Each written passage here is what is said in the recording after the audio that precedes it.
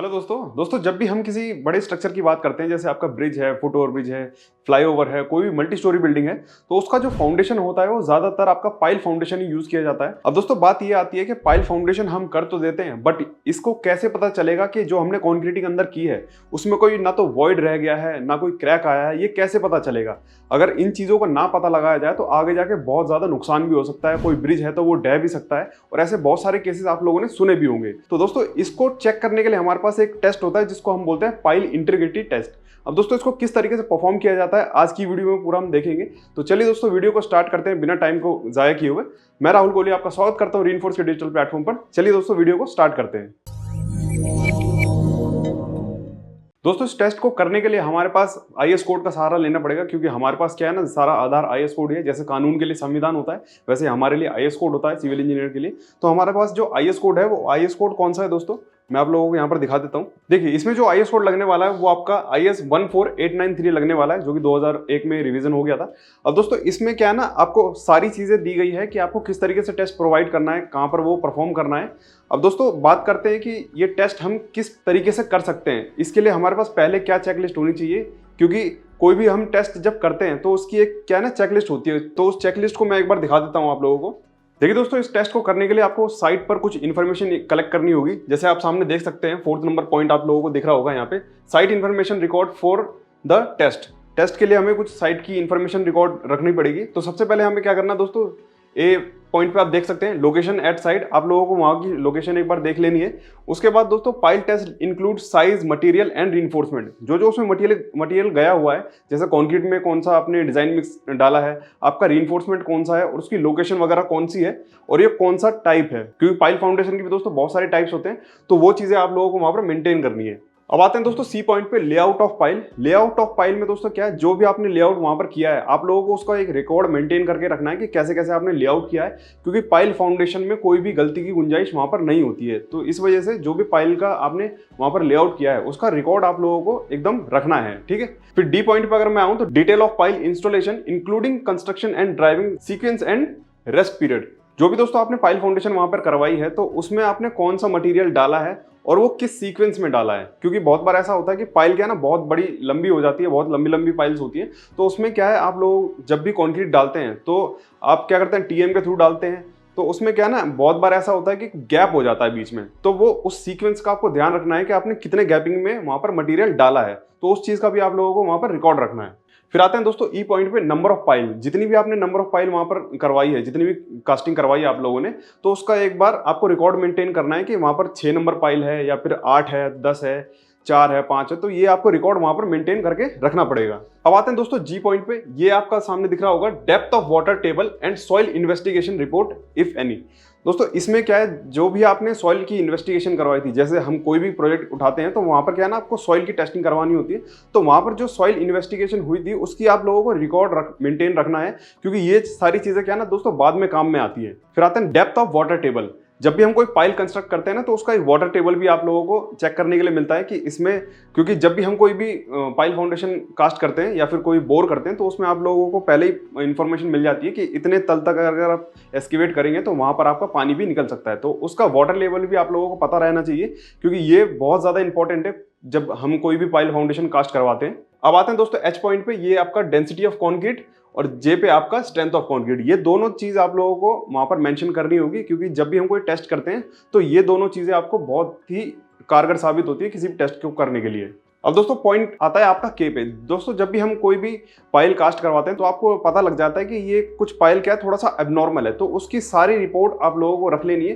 क्योंकि जब भी हम कोई पाइल कास्ट करते हैं ना तो बोरिंग के टाइम पर या फिर कास्टिंग के टाइम पर आप लोगों को कुछ ऐसा पता चलता है कि हाँ यहाँ पर कहीं पर आपका रॉक आ गया है, या फिर आप कोई कास्टिंग करवा रहे हैं तो वहां पर आप लोगों को पता लगता है कि यहाँ पर कुछ ना कुछ वॉइड है। तो हमको क्या करना है, वो सारी जितनी भी एबनॉर्मल एक्टिविटीज है उनको एक बार नोट कर लेना है, जिससे कि आगे जब भी हम कोई टेस्ट करें तो उसको आप वो सारी चीजें मेंशन वहां पर कर सकें। अब आते हैं दोस्तों लास्ट पॉइंट पे, आप लोग देख पा रहे होंगे डिटेल ऑफ टेस्ट पाइल। जो भी हमें पाइल टेस्ट करनी है उसकी आप लोगों को सारी ये डिटेल वहां पर रिकॉर्ड मेंटेन करके रखना है। अब आते हैं दोस्तों इस चीज को हम कैसे प्रोसेस करेंगे। ये सारी चीजें हमने रिकॉर्ड में रख लिया, तो अब इसके बाद हम वो जो हमारा टेस्ट है उसको हम किस तरीके से परफॉर्म करेंगे वो चीज देख लेते हैं। तो चलिए दोस्तों वीडियो के माध्यम से एक बार समझते हैं कि ये टेस्ट को किस तरीके से परफॉर्म किया जाएगा।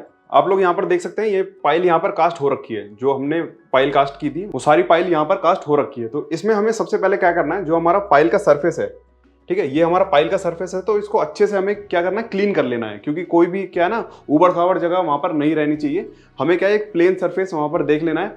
और ये जो टेस्ट है ना वो दोस्तों वेव्स के थ्रू किया जाता है। अब आगे आप लोगों को पता चल जाएगा। ये देखिए, इसको पाइल के जो हेड है उसको क्लीन करके रखना है। देखिए ये इस तरीके से यहाँ पर क्या है ना एक ऐसे इंस्ट्रूमेंट आएगा, इसके नीचे हम क्या करते हैं, बहुत से लोग क्या करते हैं चौक मिट्टी भी लगा देते हैं, और कहीं कहीं पर जैसे हम कोई एमसील वगैरह होती है वो भी लगा देते हैं। तो इससे क्या होता है ना, ये साउंड बहुत अच्छे से एब्जॉर्व करता है। अब दोस्तों इसके लिए हमें एक हैमर भी चाहिए होगा, और एक हमारे पास क्या है पाइल इंटीग्रिटी टेस्टर होता है, जो कि एक डिस्प्ले में आपको दिख जाएगा। तो उसमें क्या है दोस्तों, हम क्या है ना वेव्स रिकॉर्ड करते हैं। तो वेव्स रिकॉर्ड करने के बाद उसको हम देखते हैं कि ये पाइल की जितनी भी हम हैमर से हिट कर रहे हैं, वो जो हमारी वेव्स हैं वो सारी डायरेक्ट ऊपर अच्छे से आ रही है कि नहीं आ रही है, वो भी आप लोगों को दिख जाएगा। ये देखिए, ये इस तरीके से यहाँ पर क्या है ना एक या तो चौक मिट्टी होती है या फिर एमसील होती है, वो हम यहाँ पर लगा देते हैं। और इसके बाद क्या है ना हम दोस्तों हैमर से इस तरीके से हिट करते हैं। हिट करने के बाद ये सारी फ्रीक्वेंसी यहाँ पर आपको दिख जाती है, ये आप सामने देख पा रहे होंगे। इसको बोलते हैं दोस्तों पाइल इंटीग्रिटी टेस्टर, जो हमारी डिस्प्ले में चेक हो जाती है। और बहुत सी जगह पर क्या है ये फोन के थ्रू भी कनेक्ट हो जाता है, तो फोन में ही ये सारी रीडिंग हमारी कलेक्ट हो जाती है। तो इस तरीके से जो ये इंस्ट्रूमेंट होता है, ये क्या है ना वेव्स को हम मैच करते हैं। और देखिए जो वेव्स हमारी होती है वो किस तरीके से जाती है, आप सामने यहाँ देख सकते हैं। ये पाइल का बोर है और ये सारी कॉन्क्रीट हो रखी है। देखिए ये जो हैमर से हिट करने पे हमारी जो वेव्स नीचे जा रही थी वो हमारी ग्रीन कलर में शो हो रही है, और ये जो नीचे टकरा कर वापस आएगी ये हमारी रेड कलर में यहाँ पर शो हो रही है। यही सारी चीज हमें क्या करनी है, उसमें जो हमारे टेस्टर है इसमें ये सारी ऐसे हमें सारी वेव्स यहाँ पर नोट हो जाएगी। अब मान लीजिए पाइल आपकी कुछ इस तरीके से टिल्ड है, ये देखिए ये पाइल आपकी कुछ इस तरीके से टिल्ड है। अब इसमें क्या है ना जो फ्रीक्वेंसी है वो आपका थोड़ा सा मिसमैच आएगी। ये देखिए यहाँ पर आपने हैमर से हिट किया तो ये क्या है ना यहीं से दोबारा से ऊपर चली जाएगी। ये जो वेव्स है वो रेड कलर की हमारे पास दो बार आ जाएगी, एक बार ऊपर से चली गई है और एक ये नीचे से टकरा के दोबारा ऊपर गई है। तो ये सारी चीजें भी क्या है आपका वहां पर रिकॉर्ड हो जाएगी, जिससे कि हमें ये पता चल जाएगा कि जो पाइल में कुछ ना कुछ गड़बड़ी है, इसी वजह से वहां पर दो दो साउंड की जो रिफ्लेक्शन है वो दो बार आ चुकी है। अब ये जो वेव्स होती है वो कुछ इस तरीके से वेव्स यहाँ पर काउंट होती है। इसको हम क्या करते हैं दोस्तों लैब में, अपनी लेबोरेटरी में हम वहाँ पर कनेक्ट करते हैं और वहाँ पर सारी चीज़ें उसको देख लेते हैं। अब इसको दोस्तों आईएस कोड में देखते हैं कि किस तरीके से ये जो फ्रीक्वेंसी है वो हम चेक कर सकते हैं।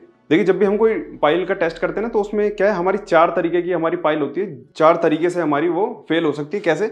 सबसे पहले आप देख सकते हैं ये इंटेंट पाइल है, इसमें क्या है थोड़े बहुत वॉइड्स होंगे या फिर कुछ भी होगा। तो यहाँ से क्या है ये जो वेव्स होगी हैमर के थ्रू जो हमारी वेव्स होगी वो ऊपर उठ के जाएगी और वो सिग्नल में कैच हो जाएगी। तो ये क्या है ना सीधी लाइन है। तो इसमें ये जो इंटेंट पाइल है ना एक तरीके से ठीक पाइल है, मतलब इसमें कोई भी ज्यादा गड़बड़ नहीं है। बट इसके बाद आती है दोस्तों नेकिंग की।